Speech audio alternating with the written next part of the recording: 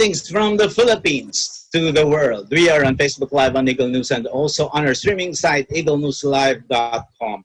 Watch us on our YouTube channel at Eagle News. I am Cesar Vallejos. Welcome to Open for Business. Join me discover the latest news and information and business around the world. Stay ahead of the curve from vision to action. According to data from the Philippine Statistics Authority, the volume of Philippine exports and imports grew in January amid a landmark agreement between the U.S. and China. The merchandise export volume rose 9.7% to $5.8 billion last January, while the value of imports inched up 1% to $9.3 billion. In January, the U.S. was the top export destination of Philippine-made goods, while China remained the biggest source of imports. An inquiry report quoted Robert Dan Ross, a Security Bank chief economist, that the export numbers, however, did not capture the COVID-19 impact yet. And another economist mentioned in the article that we can expect both exports and imports to face weakness and that we see rough times ahead for trade due to the COVID-19 outbreak. Today, we have the president of a 20-year-old manufacturer of pasteurized crab meat. This proudly Filipino-owned company exports ready-to-eat crab meat to the United States and Asia. What are the challenges of exporters today and how can they survive the coronavirus crisis? Martin Eduardo, president of RGE AgriDev Corporation, will share his insights when Open for Business Home Edition returns. Stay tuned.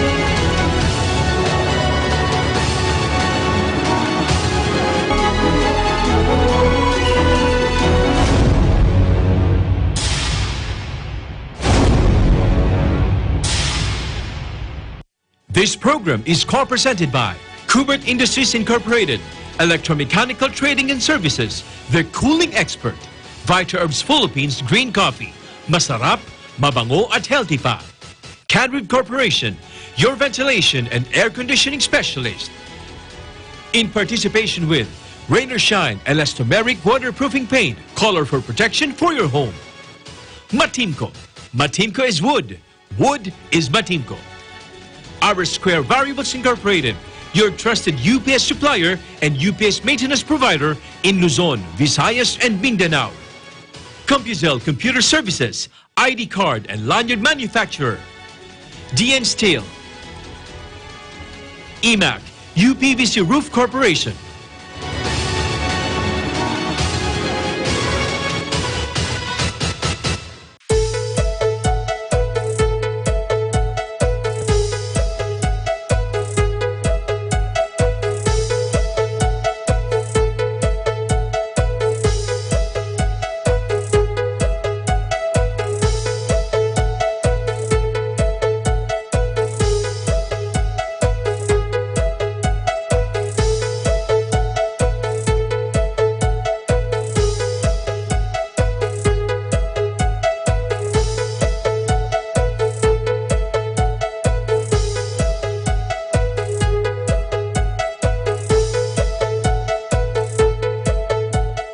Open for Business is back, and with me today is Martin Eduardo, the president of RGE AgriDev Corporation.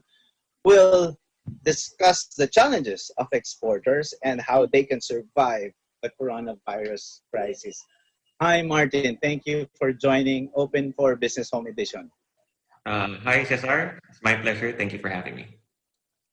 Yeah, we know that the lockdown has been extended up to April 30, and some quarters are also saying that it might be extended further. Um, we don't know that yet, but so far, in the information that we have now is that uh, the lockdown ends on April 30. But so far, my question is, what is, what does this mean to the exporters? The extension of the um, enhanced community quarantine, and how are you feeling the COVID pressure in your business? Okay, so regarding your question on having the lockdown extended from initially April 14 to April 30, I think everyone would agree, whether you're a business owner or you are an employee, everyone would agree that we want the quarantine to be um, uh, completed as soon as possible. However, we also want to be on the other side. We also want to be cautious that we just don't want the quarantine to be lifted just because people are clamoring. For me, I would personally say that whatever the government decides, or rather, if they decide to extend from April 30 to 2 weeks after that, or if they decide to have a gradual lifting, meaning on certain areas only, or provisionary lifting on certain provinces or regions only, um, I think I would have to be on the more on the cautious side, that lifting first and foremost should be based on recommendations from the health experts. Okay, I agree, Martin, because of course, as I think I was watching the latest updates last night by the president, and he was mentioning about the second wave, and also there are a lot of concerns also from the other sectors that if this will continue, it will really you know, put a lot of pressure to not only from the lower segments of the society, but the middle class. As a matter of fact, I think he also allowed the presidential advisor on entrepreneurship to talk about, the help, and even I think the Department of Finance, to check how the government can also help the middle class. Now, my question, Martin, is, so far, be it lifting or be it the complete lifting or the gradual lifting, how are exporters like you affected by the crisis? I think first of all, our manufacturing plant is based in Cebu, and we get our crabs, or we source our crabs nationwide. So that's coming from Luzon to Mindanao, and we all transport it to our manufacturing plant or our processing plant in Cebu. From there, we export it to countries like the US, the European countries, and Asia. The challenges that we meet here in our country is, I think I would say bulk of that is in the logistics sides. Is in the logistics side rather. Um, People or barangays are in quarantine. Some we get some reports that fishermen are not allowed to to catch, or to get their harvest, or to go out on in open waters. No, some are being are the Coast Guard, and the barangay officials, the LGUs. They are prohibiting them to go out, which of course we understand. But for us, whether we export or not, or we supply in Manila or in Cebu or in the local markets, um, once we cut those off, the fishermen off the supply chain, there's no crab meat for them to sell to us, and then there's no crab meat for us to process, to can, and to manufacture. So that alone in itself, the logistics side on the source, let's say our fishermen, that alone sends kumbaga, trouble to businesses like us. Mhm. So yes, it's very clear that you mentioned about this challenges in terms of logistics, Yes. and I also recently interviewed the CEO of Mega Global, and they shared the same sentiment because uh, especially your goods are coming from the provinces. So in this case, Martin, in terms of logistics, we know that that is the supply chain is very critical in your business. As you said, if there's no crab meat coming from Yes. the farmers, the fisher Yeah. folk, you have nothing to really process or manufacture. So, are there ways? What are the ways that you have done to ensure that somehow the supply chain is not necessarily disrupted? I know that sometimes based on reports, yung mga LGUs kasi, di ba, iba-iba yung, Of the course. way they Yeah. implement Yeah. the rules and regulations. Sometimes it depends on the mayor. So, in your case, is there a specific coordination that you are doing, or is there any special arrangement with your the supply chain, to ensure that this disruptions in terms of the supply chain and the deliveries will be unhampered? Yes. Fortunately for us, we knew that in Manila, when the president or when the government already announced that there will be a lockdown first in NCR, then it was expanded to the whole Luzon. We knew that it's only a matter of time where provinces like Cebu and other areas also, that mayors or the LGU will impose the same or similar prohibitions pertaining to the lockdown.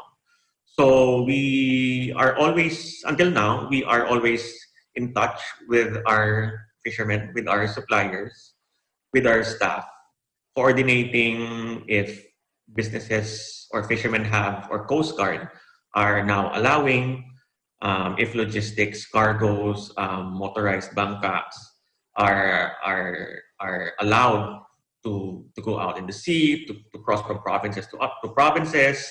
So we talk to them almost daily. We get updates from our people on the ground to check if there are improvements. And in our also local side, as I said, we were fortunate enough to produce advanced inventory, and this allowed us to supply and continue to supply to groceries in the metro. I think we have two major supply chains in the metro. And because we have those advanced stocks, we were able to produce for them. And so before this lockdown, the total lockdown happened, we were ready to distribute. And we are also coordinating with these supply chains, with the groceries, that we are ready. We are ready to coordinate with you guys and to cooperate. We want those shelves in the groceries filled up. We don't want our supply chain and their supply chain to be hampered. So we're ready. We were ready for that, for the local sales. Martin, what I am getting from your response is, which I think the business owners can also, other business owners, especially the new entrepreneurs and the MSMEs, is that you have this foresight, because you mentioned about even before this crisis, you already looked at your inventory, and also you have this foresight on or this kind of anticipation Yes. where when it was already announced in Metro Manila, eventually that may also happen in different areas. So, is this the kind of foresight or mindset that exporters or MSMEs to have to ensure business continuity? Yes. Our company is majority of our sales goes to the countries or the continents that I mentioned earlier. Um, we a small percentage of our company is in the local sales, and um, it's one of our strategies years before that, the saying, you should not put your eggs in one basket. So, export or rather importers can easily call us and then, cancel the orders, or for example, move the orders, postpone the orders. Those things can happen with or without the virus. So we want to rely not only on our exports, but also to our local market here. So as much as possible, yun nga, parang we want to be diverse. We don't just want to serve one country. We want to serve two countries. We want to serve groceries near the condos, like Rustan's. We want also to serve big or wholesale or retailers or big groceries like SNR. So PR 717, we're committed to do that, whether that's supplying locally or abroad. We want to be on the shelves. We want to be in the tables of every Filipinos or for every customers abroad. That's another good learning, Martin, because what you're saying is you don't necessarily focus on one specific market. Because, Yes. like, say, in times like this, Yes. once the other countries, once the export markets will have that kind of pressure, brought by the coronavirus crisis, Yes. everything is put to a halt. So, I'm just also curious, Martin, what's the market share, or what's the how do you balance both your export portfolio with your domestic market, which like, say, for example, even before the coronavirus crisis happened, what is your vision? Is it really, because based on some research with your company, you are the leading exporter of crab meat, based here in the Philippines and exporting it to different parts of the world. But you're saying, Martin, that this is not your only source of revenues, but you're also enhancing or tapping the domestic market. Can you explain, how you come up with this kind of balance, that will make your business grow even, and that you still serve the different markets in, especially in times like this? Yes. We started back in 99 or 2000 with just one customer importing from the United States. And to tell you frankly, my father who started this business, I remember him telling us, you know, they're happy with that. One customer, one destination. We're happy with that. We're settled with that. But as you grow along, you realize and you meet other people, and from conversation with them, they start to believe in your product. They start to believe in the company. They like what they see in our company. We are now halal certified. We pass almost all worldwide food recognitions like HACCP. We were the first in the Philippines to be accredited for EU export, and we're proud of that.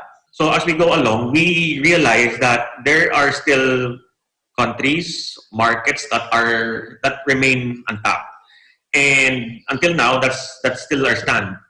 That's for the export. For the local, these are locally sourced. We call them in Tagalog alimasag.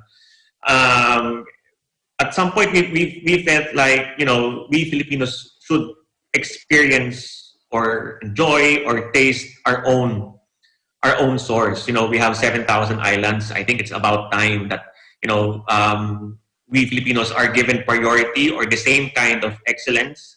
You always hear this about other industries and the business that it's so sad because the prime products or the premium products are all exported, just like our human resources, the nurses, the doctors. But sometimes we fail to give those our own source, our own pride, and to give importance to those Filipinos, which is us. So the same thing, the same goes with our product. No, parang we feel like it's about time that we Filipinos enjoy the same kind of excellence. That not only they should not only be given the grade B, grade A. It should have the same quality. Whatever you export to the US, to Europe, to Asia, Filipinos should enjoy the same thing also. Wow, that's something big. Now, my question is, you mentioned about what the Filipinos deserve and what the Filipinos also can offer to the market, and that should be something very world class. And we also would want things like this because we, based on what I read earlier in my introduction, tumataas na yung export natin, the market, especially with the recent trade agreement between the US and China. That was one of the reasons why the exports figures in January was really good. Unfortunately, the coronavirus happened. So, what's your outlook now with exports? But before you answer that, I think just a follow-up question on what your statement. I like it when you said the Filipinos deserve world-class products. In your case, what specific technologies or what is your some sort of a mantra to make sure that you as a company would be able to really provide a world-class product, not only for Filipinos who love our products there, but of course those who wanted the foreigners who would love to really have a taste of our brand, of the Philippine brand. Yeah. So whenever I talk to customers here and abroad, I always, as much as possible, I want to tell them the story or the history of our company. Our company is family owned. We want to give importance to the employees within our company, and we know that from then on, we could expect excellence from our people, and we can show this type of excellence no matter who we talk to. So whenever we talk to customers in the US for export or here, we also want to be, we try to be objective. We submit them our certifications like Halal, HACCP, BRC. We are audited by BFAR, that we are audited by NGOs, and we are very proud of this. We also tell them that we employ a number of PWDs in our manufacturing plant in Cebu. And I think there was a time, or even until now, we are the largest employer of PWDs. So that's the story that's the story that we want to tell.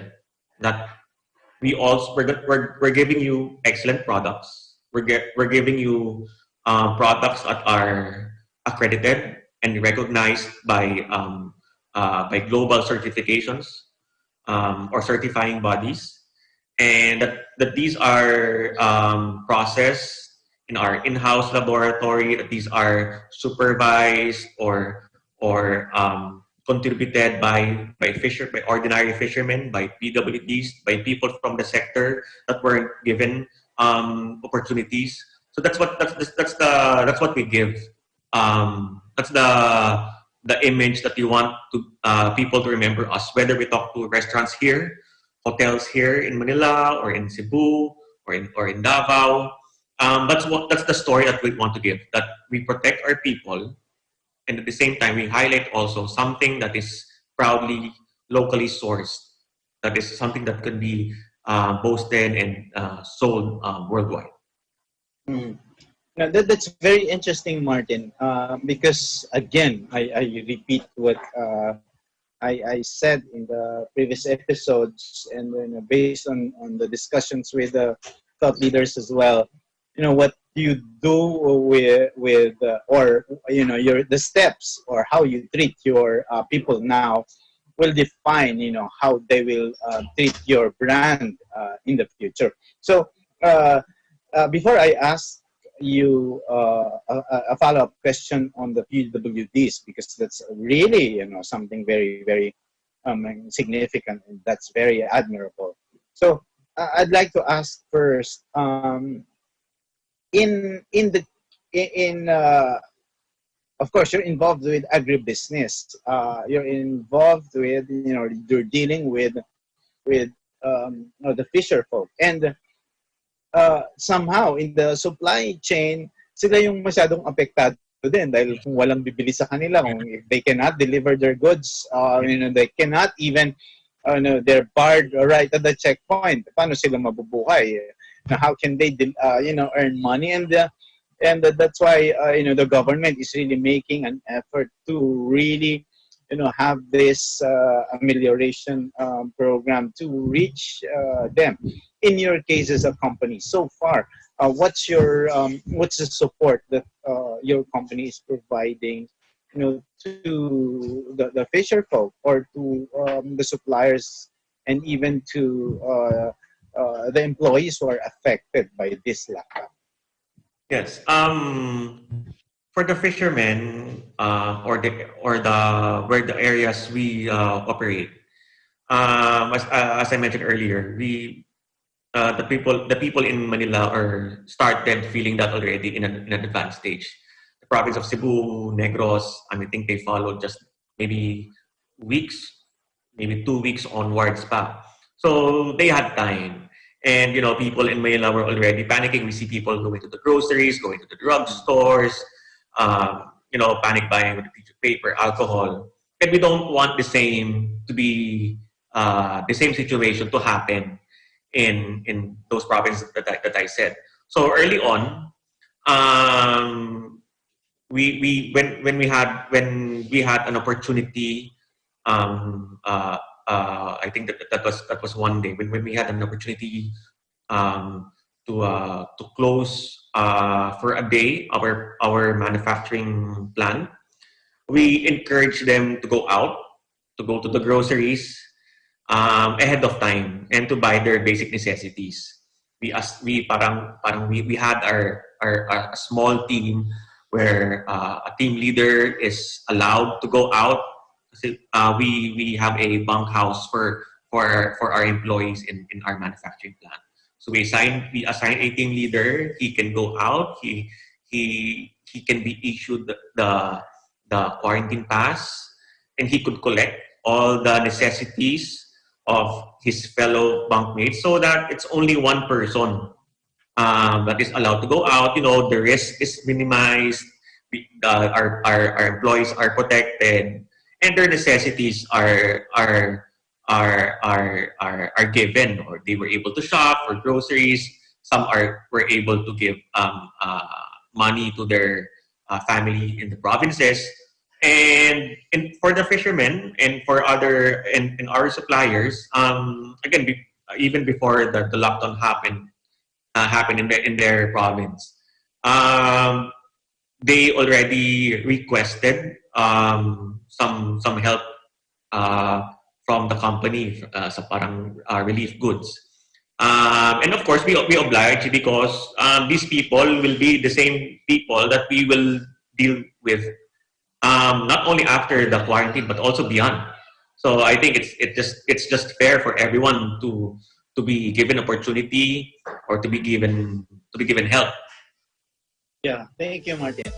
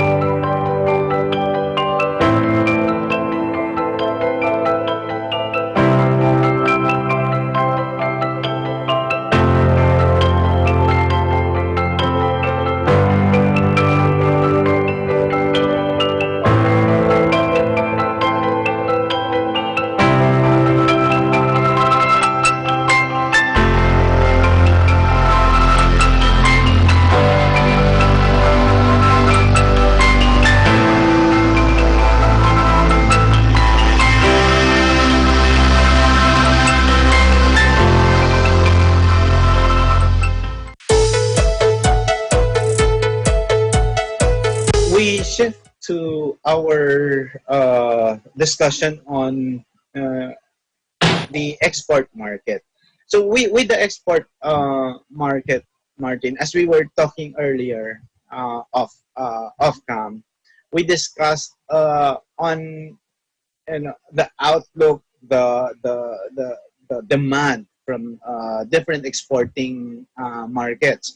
So uh, we noticed, like say for example, Europe and US are your primary export markets. So anong mangyayari ngayon? You know, are you feeling that kind of pressure now?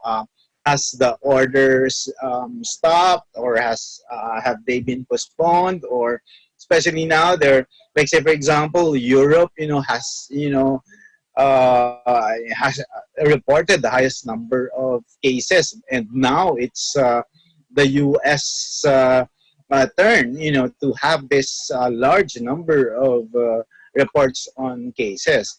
In terms of that, in volume, for example, have you, felt that pressure already?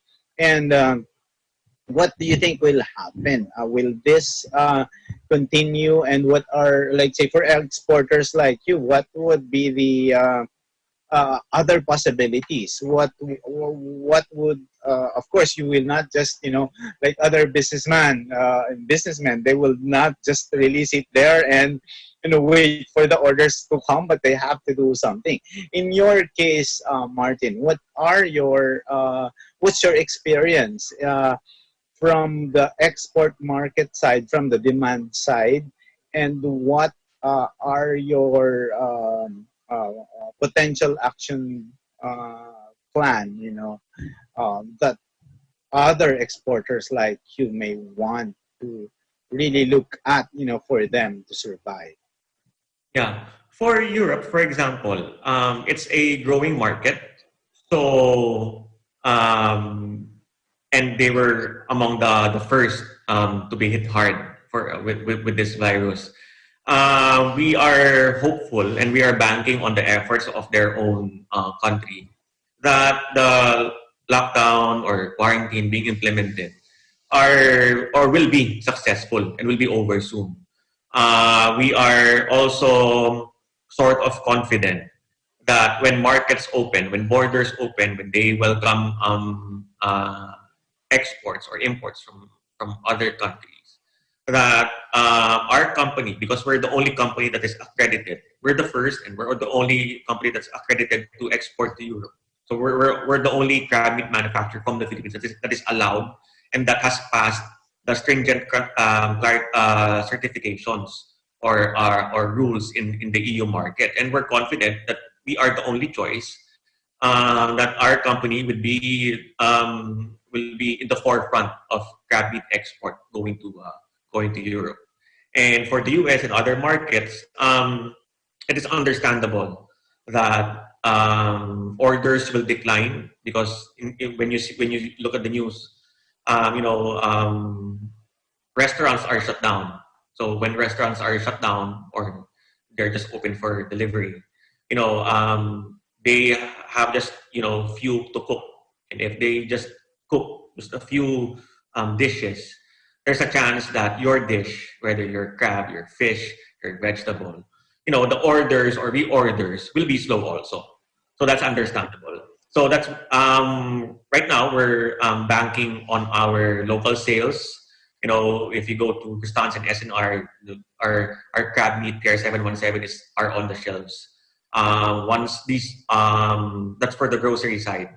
For the hotels, for the restaurants, we're ready. Once they give us a call, we have stocks that are ready. We have procedures in place. So right now, the local sales is gives us a big boost, amidst all this export crisis. So, do you think that's a new normal? Are you looking also at changing business models? Kasi medyo baka you know businessmen like you, the thing that you hate most is uncertainty. So, are you looking at enhancing, changing your business model, or what's your outlook in the export market? You said now that you're looking at improving your local sales. What is your view on this new normal, and are you looking at changing your business model to adapt to this new normal, if you can call it that? Yeah, we're looking to strengthen the brand, our PR 717 brand. We're looking to strengthen that. We want the PR 717 brand to be synonymous with crab meat. That's why we always want, if there's an opportunity, we will be there. We will be in the shelves. For the new normal, how did this virus change? Zoom is pretty much available. Technology is there. Work from home is there. But as a manufacturing plant, we need our people to be in the manufacturing plant. We have an in-house laboratory. We have an X-ray, to see the shells or any foreign matters. Those are we've invested on that. We've invested on training with our quality controllers. All of them are food tech. They can't work from home. So as a manufacturing company like us, they have to be in place. There are certain aspects in our business that where Zoom or work from home can be applied, but as a manufacturing business, we need to be on site. Okay, yeah, got that, Martin. So you mentioned about of course this all the efforts that you're doing, but let me focus now on the process of manufacturing, because a lot of people now are very health conscious, and of course because of the virus, there are a lot. There is also fear, of things that they will buy from the groceries, and how everything is prepared.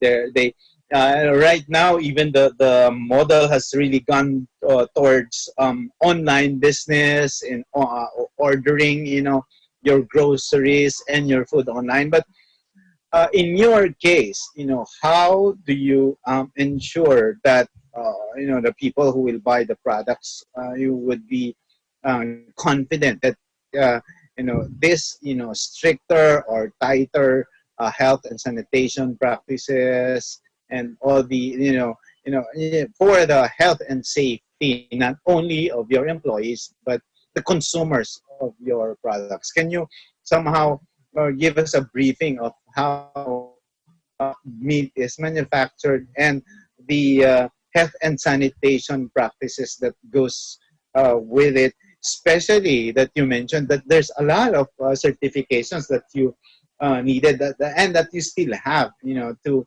make sure that it passes international standards. Okay, so our crab meat are sourced all over the Philippines, Luzon, Visayas, Mindanao.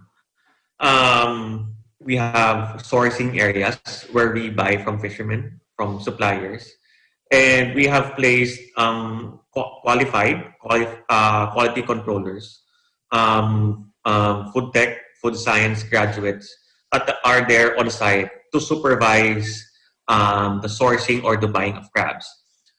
We just don't buy, crabs that are dead. We prefer them live because buying dead crabs, you will there's an effect on the taste and the texture and even the smell, and there's no way out for that. So what you want is for our quality checkers, quality controllers to implement this kind of this procedure all the way from our sourcing plant to our manufacturing plant. Now, in our manufacturing plant, we're confident in our process. We have machines or equipment that help us weed out if this batch should be segregated, if this batch should be returned to the supplier, if this batch should be subjected to further evaluation in our in-house laboratory, if this batch needs further analysis. So we are confident with that. And also there's the certifications of halal, BRC, HACCP or hazard analysis critical control point. So it's not just you have to be better for 2019 and then forget all about the process in 2020. These certificates are renewed every year. Some are every 10 months, every 9 months, and we're confident and we get the highest grades or ratings possible in these certifications. Okay, another question is, which you mentioned earlier, Martin, is also the fact that you are employing a lot of persons with disabilities. That is something that's really very significant, especially to agribusiness companies like you. What was your inspiration of doing that, and how is it so far in terms of not only of providing livelihood, but their impact to the business? Yeah. Well, to be honest, we are not the first to do that in the Philippines or even abroad. It's a model, it's a scheme that has been done maybe years before. And we felt like as a Filipino company, Filipino-owned company, we're a family business, we felt like we can do the same. It doesn't matter if we are the largest employer of PWD. It doesn't matter if we are the first to do that.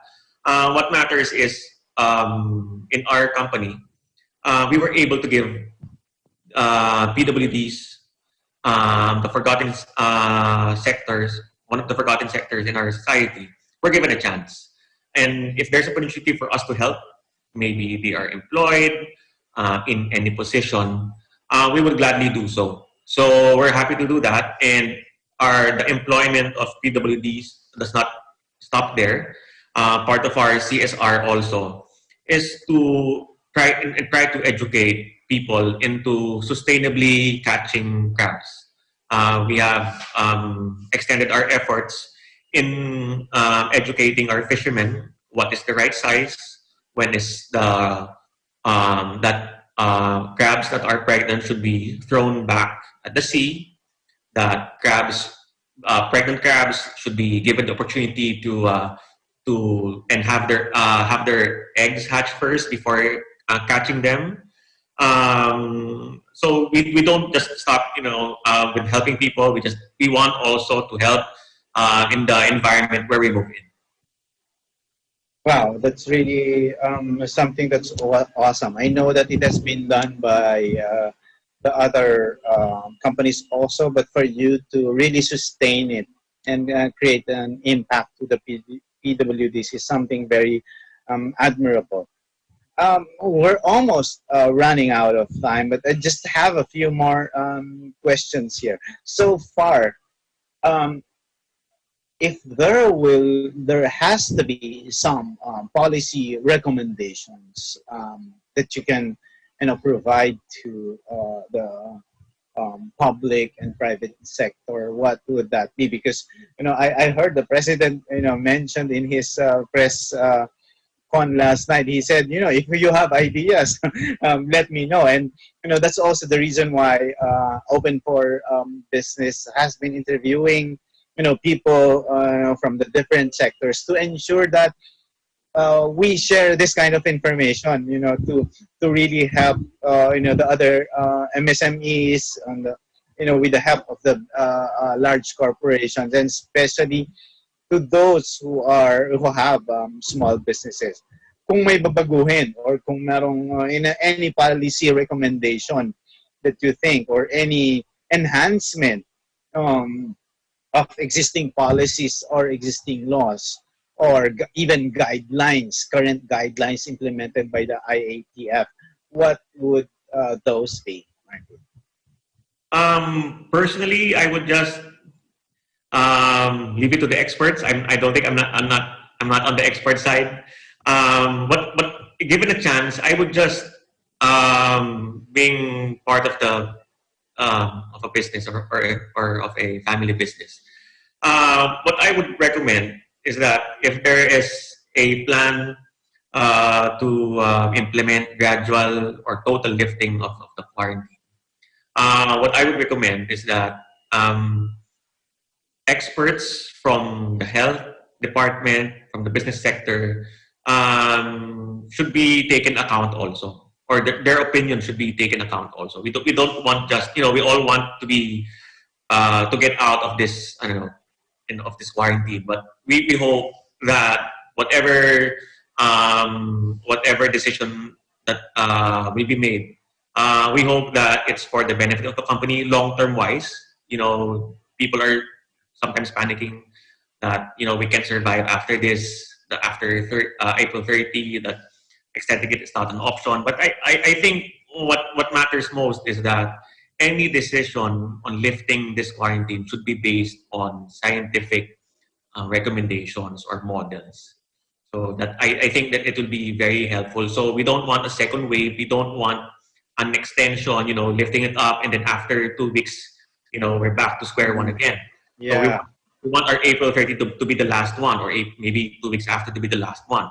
So there, we just want it to be based on scientific models, or and recommendations, not only within the Philippines. Maybe we could get opinions from abroad. Mhm. You said it perfectly, Martin. Now, if you can address your fellow businessmen, especially the MSMEs, and also because our topic is more on the challenges of exporters, Filipino exporters. What's your tips to them on how they can survive the very uncertain times? Um, I know that a lot of them are also feeling the pressure, but somehow, we Filipinos are very resilient race. So, in your case, what's your tips? What's your advice to exporters and MSMEs? Maybe it would help if um, they have multiple avenues. Whether that whether they for us in the export side, it would be better if you export not only to one country but to several countries. It will be helpful if you have multiple destinations, multiple target markets, so you could target the masses, middle class, upper class, It could also help if you have multiple products also. So you're not just relying on this on a single product. So having multiple avenues will allow you to somehow minimize the risk of situations like this. Okay, on a personal note, naman Martin, what are your learnings during this crisis? I know that everybody's working at home. A lot of them are work from home. So far, on a personal level, what are your learnings? How do you, spend time, monitoring, the efforts of your of the company, and also how is it to work from home and just follow the government rules and regulations and the ITF during these times. Is this again, I go back to what they say, is this the new normal to you as well? And are there any do you think there will be these changes in the mindset, in the business processes? You think when we go back, to business after the during the post-COVID, what do you think would be the learnings now that has to be addressed post-COVID? Okay. Maybe it's better if you decision makers, managers, business owners, supervisors are open to changes like working from home. They should be adaptive or quick to adapt. I don't think majority of us Filipinos knew Zoom before this happened. We only know Skype, only know Viber. But once you learn this avenue like Zoom or work from home, I think maybe it's helpful if you take advantage of it. Those people who can work from home, they could do it. They could do Zoom meetings or teleconference meetings every week. It's quicker. You don't use much time in emailing. You don't waste papers. You don't waste a lot of time. You don't commute. You lessen the pollution. You don't go to work. You stay at home. You just have to have a reliable internet. Yeah, I agree. So again, that's supposed to be my last question, but you mentioned about internet. So how about technology, especially for you, exporters? What's the role now of these new technologies in business? And a lot of people now, a lot of business owners are going towards digital transformation and the fourth industrial revolution. Yung iba, wala. Parang dati, nung una, digital transformation is just a buzzword. But we never realized, Martin, di ba, that it will happen that fast. So if you did not digitally transform your company, and you're just starting now, somehow you are left behind. So in your case, what's your advice in terms of embracing these new technologies at this time? Yeah, I think like I mentioned earlier, every change should be treated as an opportunity.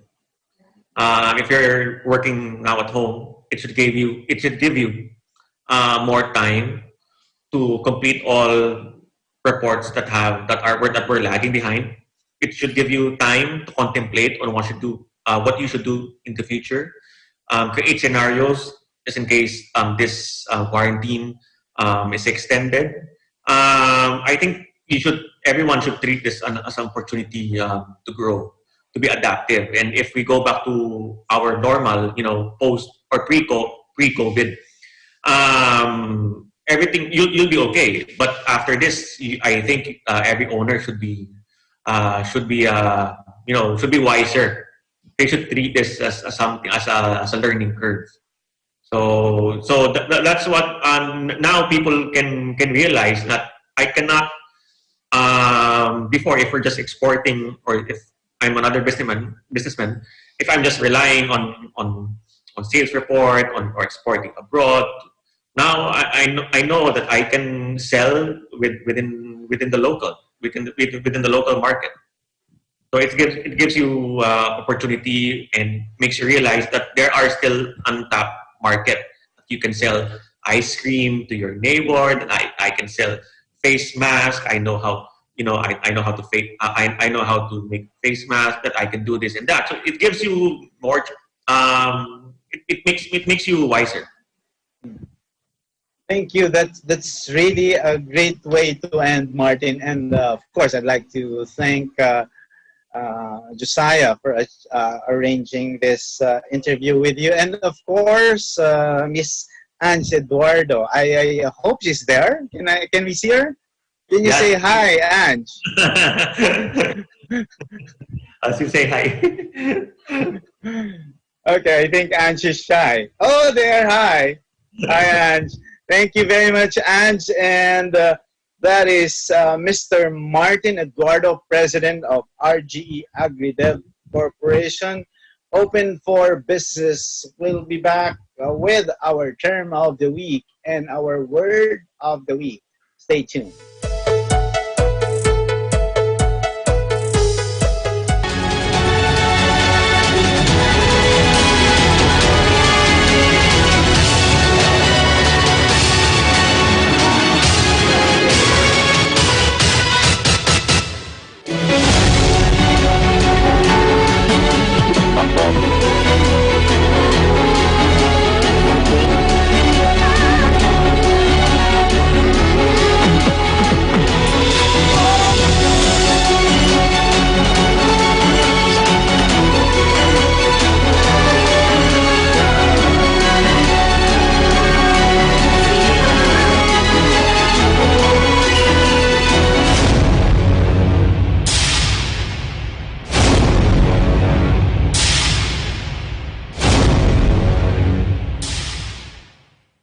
This program is co-presented by Kubert Industries Incorporated, Electromechanical Trading and Services, The Cooling Expert, Vita Herbs Philippines Green Coffee, Masarap, Mabango at Healthy Pa, Cadwood Corporation, your ventilation and air conditioning specialist.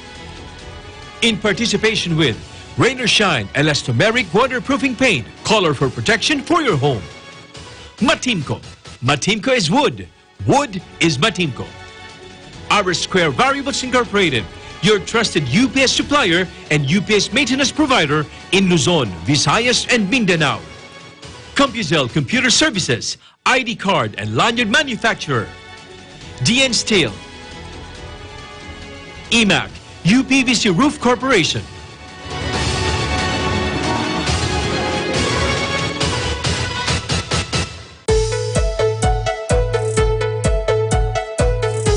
Open for Business is back, and our term of the week is from Investopedia.com. Exports are goods and services that are produced in one country and sold to buyers in another. Exports, along with imports, make up international trade. Exports are incredibly important to modern economies because they offer people and firms many more markets for their goods. One of the core functions of diplomacy and foreign policy between governments is to foster economic trade, encouraging exports and imports for the benefit of their countries.